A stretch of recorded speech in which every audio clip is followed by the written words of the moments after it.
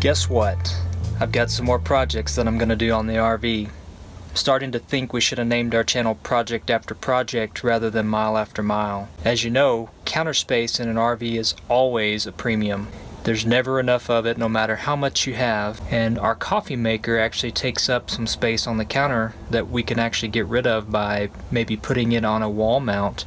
So I'm going to try to do that, as well as recycle the dinette tabletop that we took out to do our remodel.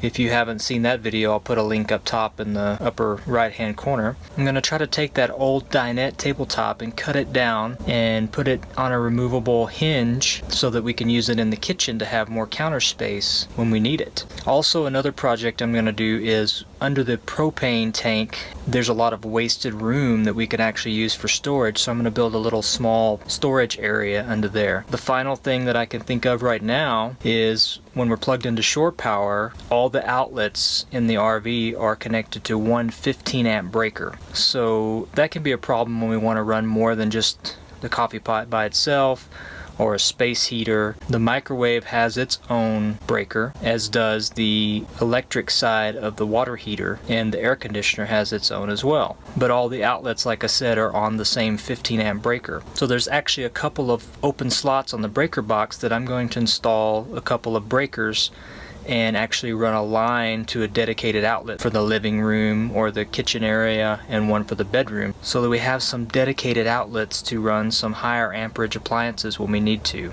Let's get to it.